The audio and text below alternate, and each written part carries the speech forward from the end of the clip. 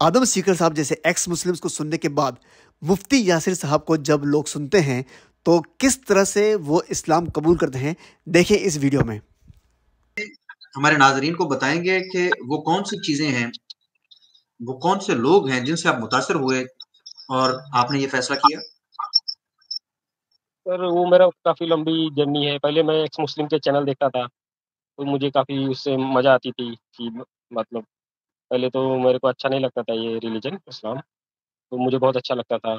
پھر وہاں سے ہوتے ہوئے میں مفتی یاسر صاحب کی اسٹریم سننے لگا، تو وہاں سے میں پھر لوگ آتے تھے ان کو وہ پرفیکٹ جواب دے دیتے تھے، ہر بات کا جواب دے رہے ہیں، جو چیز وہاں مطلب دوسرے طریقے سے بتائی جا رہی تھی یہاں پہ اس کا آنسر مل رہا ہے۔ پھر میں نے سوچا دیکھتے ہیں اس میں جا کے ہندی مطلب اس پہ ایک سننا.com ہے اور ایک اور ترجمہ اس پہ آتا ہے، قرآن ان ہندی ڈالو تو ایک سائٹ کھلتی ہے، تو وہاں سے میں چیک کرتا تھا کہ ایسا ہی لکھا ہے کیا، تو وہاں پہ وہ ویسے ہی ملتا تھا مجھے، تو پھر میرے کو تھوڑا روچی بڑھنے لگی اس میں، مطلب میرے کو لگا کہ میں جانتا ہوں اس ریلیجن کے بارے میں، مطلب کیونکہ اس ریلیجن کو میں کچھ زیادہ ہی ہیٹ کر رہا تھا پہلے 2 سال 2.5 سال پہلے جب، تو پھر ایسے پڑھتے پڑھتے پڑھتے مفتی مطلب مین ریزن وہی ہے دیکھا جائے تو، کیونکہ جو کوئی بھی آتا تھا کچھ بھی کوشچن لے کے وہ اس کو جواب دیتے تھے، اور بہت لاجیکل وے میں جواب دیتے تھے، مطلب ایک لاجک ہوتا ہے نا جو دماغ کو اپیل کرتا ہے کہ ہاں یار یہ بات ایسے ایسے ایسے، اور پھر میں نے سارے ریلیجن چھوڑ دیے۔ ماشاءاللہ جی آریان بھائی، اللہ تعالیٰ مفتی صاحب کو جزائے خیر دے اور ان کو سلامت رکھے۔ اس میں کوئی شک نہیں ہے کہ مفتی صاحب جس بہترین انداز سے اس چیز کو پیش کرتے ہیں، اللہ تعالیٰ ان کو جزائے خیر دے، ان کی عزت میں اضافہ فرمائے، اور اللہ آپ کی عزت میں اور استقامت میں بھی اضافہ فرمائے۔ تو ٹھیک ہے سر، اگر کوئی میرے کو جو کلمہ رہتا ہے وہ پڑھا سکے تو ماشاءاللہ ہم آپ سے یہ جاننا چاہ رہے ہیں کہ آپ مطلب ریسرچ کر کے، اور یہ اسلام کا الحمدللہ ثم الحمدللہ چیلنج ہے اور قیامت تک رہے گا، اگر اس سے بہتر کوئی نظام حیات ہے تو پیش کرو، اگر تم سچے ہو تو لاؤ دلیل۔ اسلام کا یہ چیلنج، اور اس چیلنج کے بعد آج تک دنیا کا اس پہ خاموش رہنا اور اپنی آئیڈیالوجی کو اسلام کے ساتھ کمپیئر کرنے سے ڈرنا، یہ بہت بڑا انسانیت کے لیے چیلنج ہے اور لمحہ فکریہ ہے۔ اگر تو آپ ریسرچ کر چکے ہیں، جذبات میں نہیں، تو ہم چاہیں گے کہ آپ ہمارے سامنے آج شہادہ لیں، ہمارے لیے یہ بہت سعادت کی اور خوشی کی بات ہے۔ جی سر، میں نے بہت کم سے کم 2 سال سے میں پڑھ رہا ہوں، لیکن میں مطلب یا تو انگلش پڑھتا ہوں یا اس کا ہندی ترجمہ پڑھتا ہوں، کیونکہ مجھے عربی اور اردو نہیں سمجھ آتی۔ آئے، نو جی پرابلم، اس سے کوئی مسئلہ نہیں ہے آریان جی۔ اس کا مطلب تو ہے ہندی کہ کا تو آپ، میرے کو پتا ہے، ہندی کا جی جی جی جی جی ماشاءاللہ، یہ بہت مبارک لمحہ ہے آپ کے لیے بھی اور ہمارے لیے بھی، اور ہمارے تمام مسلمان ناظرین اور بھائیوں کے لیے بھی جو اس وقت ہمارے ساتھ موجود ہیں۔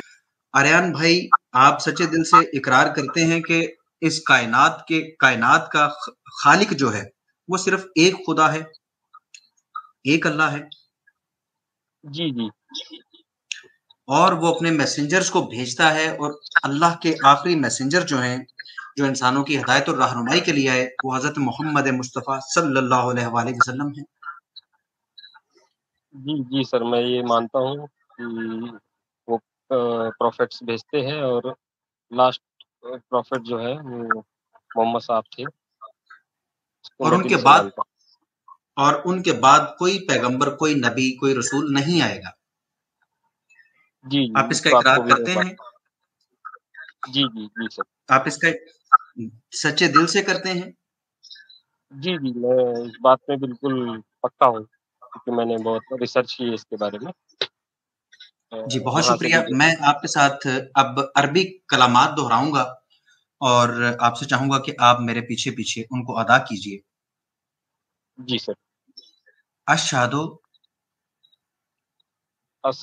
اشہدو اللہ اللہ الہ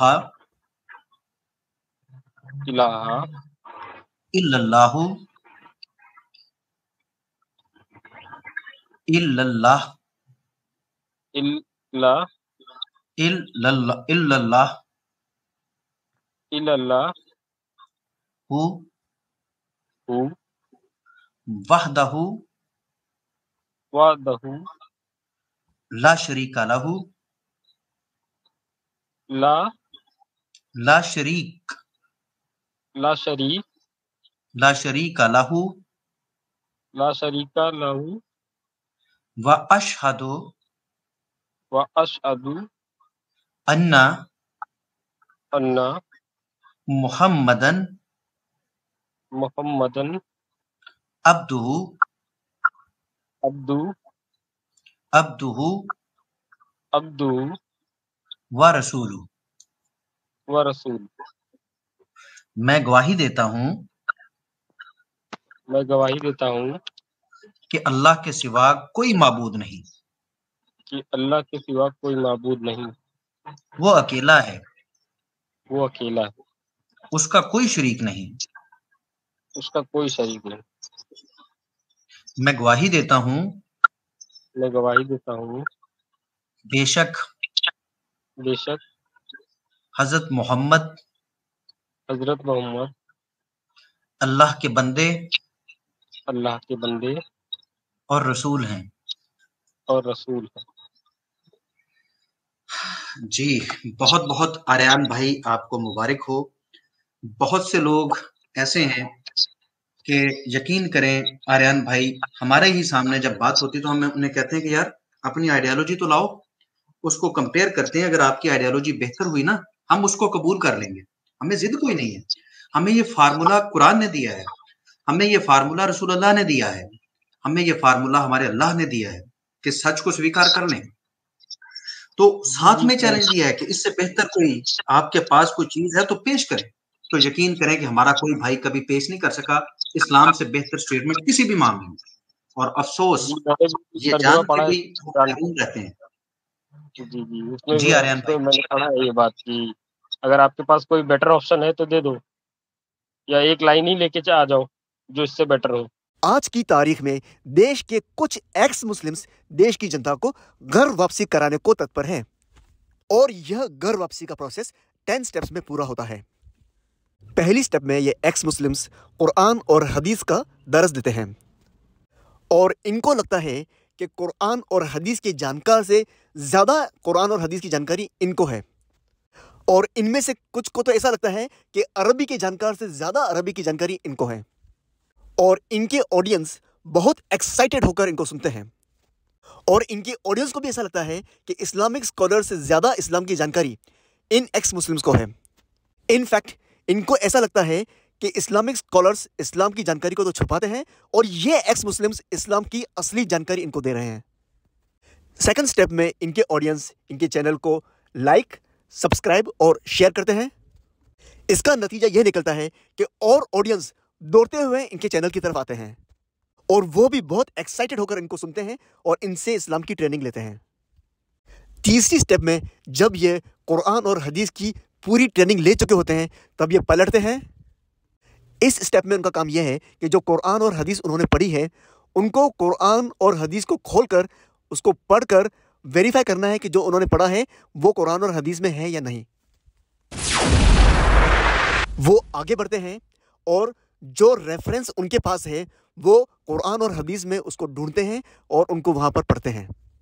جس کا ریفرنس ان کے پاس نہیں ہوتا ہے وہ ان کو نہیں ملتا ہے، لیکن جس کا ریفرنس ان کے پاس ہوتا ہے وہ قرآن اور حدیث میں ان کو ایگزیکٹلی ویسا مل جاتا ہے. جو کی ورڈز ان کو ایکس مسلم بتائے ہوتے ہیں وہ کی ورڈز ان کو ان آیت میں مل جاتا ہے. تو یہاں پر ان کو کنفرم ہو جاتا ہے کہ جو ایکس مسلمز جو بتانا چاہتے تھے وہ ان کو سچ لگنے لگتا ہے.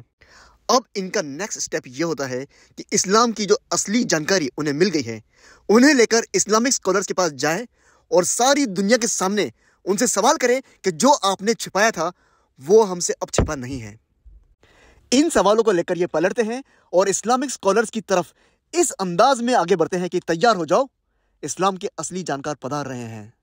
اسلامک اسکالرس اور اسپیکرز جیسے مفتی یاسر ندیم الوجیدی، عامر حق، سیم سٹیلون، زید پٹیل، علی رضا خرم، شاداب، کیسر احمد رجا اور علی نالی کے چینل پر اپنے سوال رکھنے پہنچتے ہیں.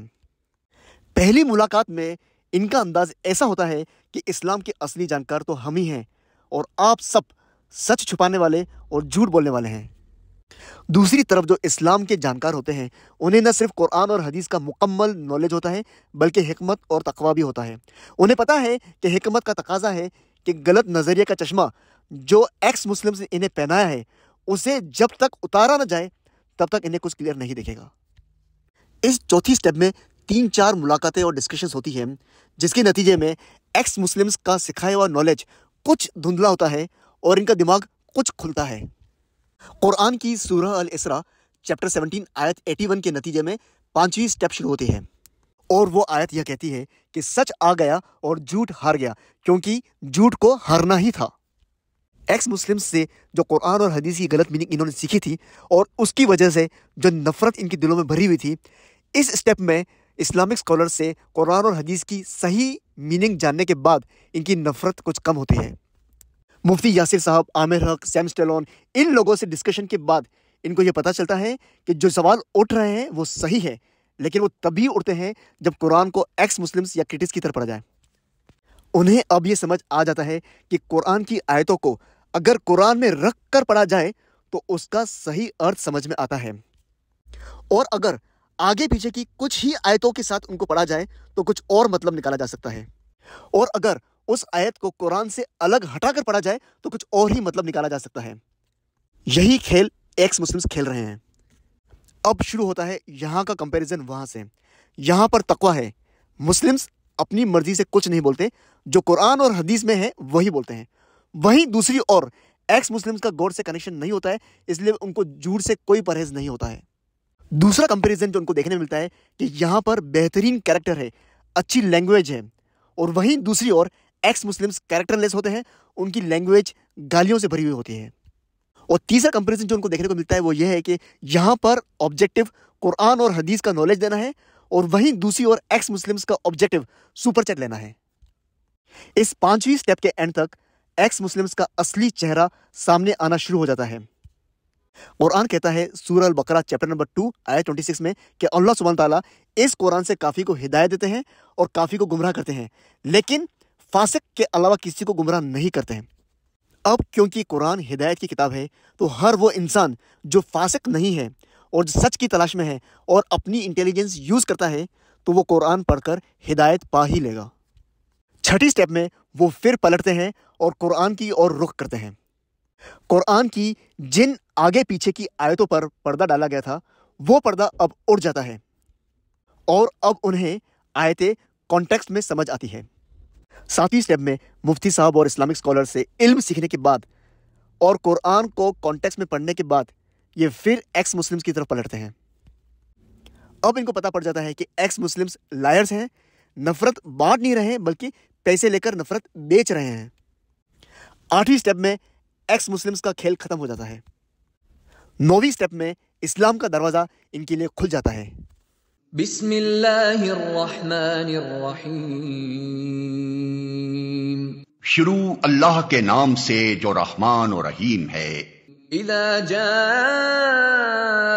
نصر اللہ والفتح، جب اللہ کی مدد آ جائے اور فتح نصیب ہو جائے، ورأيت الناس يدخلون في دين الله أفواجا، اور اے نبی تم دیکھ لو کہ لوگ فوج در فوج اللہ کے دین میں داخل ہو رہے ہیں، فسبح بحمد ربك واستغفر، تو اپنے رب کی حمد کے ساتھ اس کی تسبیح کرو اور اس سے مغفرت کی دعا مانگو، انه كان توابا، بے شک وہ بڑا توبہ قبول کرنے والا ہے۔ اب لاسٹ 10th سٹیپ میں جن کا دل صاف ہوتا ہے، جو اپنی انٹیلیجنس کو یوز کرتے ہیں اور جو سچ کی تلاش میں ہوتے ہیں، وہ اس دروازے سے بھیڑ کے بھیڑ اسلام میں داخل ہو جاتے ہیں۔ ایکس مسلمز کو سن کر انہوں نے لا الہ پڑھ لیا ہوتا ہے، کیونکہ ایکس مسلمز کے اعتراض اسلام اور اسلام کی مقدس کتابوں پر فٹ نہیں بیٹھتے ہیں، لیکن دوسرے دھرم کی کتابوں پر فٹ بیٹھتے ہیں۔ ایکس مسلمز سے لا الہ پڑھنے کے بعد اور مفتی صاحب اور اسلامک اسکالر سے الا اللہ پڑھنے کے بعد یہ اسلام میں داخل ہو جاتے ہیں۔ ان کے لیے لا الہ الا اللہ پڑھنا مشکل نہیں ہوتا ہے، کیونکہ ان کی کتابوں میں آلریڈی لا الہ الا اللہ موجود ہے۔ یہودی اور کرسچنز کی book of Exodus chapter number 20 verse number 3 میں لکھا ہے you shall have no other God besides me. اس کا عربک ٹرانسلیشن ہوتا ہے ایگزیکٹلی لا الہ الا اللہ۔ یو شیل ہیو نو مطلب ہوتا ہے لا، ادر گاڈ مطلب ہوتا ہے الہ، بسائڈس مطلب ہوتا ہے ایکسپٹ مطلب ہوتا ہے اللہ، اور می یہاں پہ گاڈ اپنے بارے میں بول رہا ہے یعنی اللہ، تو اس کا 100% ایگزیکٹ ٹرانسلیشن ہوتا ہے لا الہ الا اللہ۔ हिंदू का ब्रह्मसूत्र कहता है एक कम ब्रह्म द्वितीय नास्ते नैना नास्ते किंचन। इसको अगर हम अरबी में ट्रांसलेट करेंगे तो ये बनेगा ला इलाहा इल्लल्लाह, ये बनेगा 4 टाइम्स स्ट्रॉन्गर, और ये ऑर्डर रिवर्स होगा, ये बनेगा इल्लल्लाह ला इलाहा ला इलाहा ला इलाहा ला इलाहा, यानी ये 4 टाइम्स स्ट्रॉन्गर बनेगा ला इलाहा इल्लल्लाह से। अब हम देखते हैं कि ये कैसे बनता है। एक कम ब्रह्म मतलब होता है अल्लाह, ये एक अल्लाह की बात कर रहा है। द्वितीय नास्ते मतलब दूसरा नहीं है, नास्ते का अरबिक में होता है ला, और द्वितीय मतलब दूसरा गॉड। अब ये बोल रहा है कि दूसरा नहीं है, इसका मतलब पहला जो गॉड है, जिस गॉड की बात कर रहे हैं, वो एक गॉड की बात कर रहे हैं, वो एक्सक्लूसिव एक गॉड है, यानी कि वो हो गया इल्लल्लाह। तो हमारा पहला फ्रेज जो है एकम ब्रह्म बनेगा इल्लल्लाह, और जो दूसरा फ्रेज है वो है द्वितीय नास्ते। तो द्वितीय नास्ते बनेगा दूसरा नहीं है मतलब ला इलाहा, और इसके बाद है नेह ना नास्ते किंचन। नेह मतलब ये होता है ला, ना मतलब ये होता है ला, नास्ते किंचन मतलब होता है बिल्कुल भी नहीं है, तो ला। तो ये बनेगा ला इलाहा ला इलाहा ला इलाहा ला इलाहा।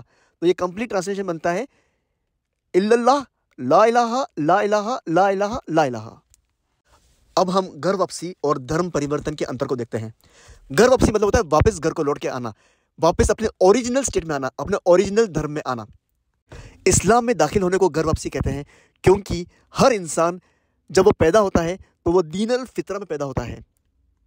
उस दीनल फितरा में वो अपने क्रिएटर को पहचानता है और उसको सही और गलत का नॉलेज होता है। लेकिन जब वो बड़ा होता है तो अपने घर वाले, पड़ोसी, सोसाइटी, एनवायरनमेंट से वो एम्पेरिकल नॉलेज लेता है। उस एम्पेरिकल नॉलेज को लेकर अगर वो अपने क्रिएटर से दूर हो जाता है या अपने क्रिएटर को छोड़ देता है और वो दूसरे धर्म में चला जाता है, तो उसको बोलते हैं धर्म परिवर्तन। यानी कि अपने ओरिजिनल धर्म को छोड़ के किसी और धर्म में परिवर्तित होने को बोलते हैं धर्म परिवर्तन। और फिर अपने असली क्रिएटर को पहचान कर अपने असली धर्म, उस धर्म में जिसमें वो पैदा हुआ था, उसमें वापस आने को घर वापसी कहते हैं। अब जो लोग पीछे रह गए हैं, जिन्होंने इस्लाम कबूल नहीं किया, उनके लिए ज़रूरी है कि वो अपनी इंटेलिजेंस को यूज़ करें, नेकी के काम शुरू करें, ताकि घर वापसी जल्दी हो सके।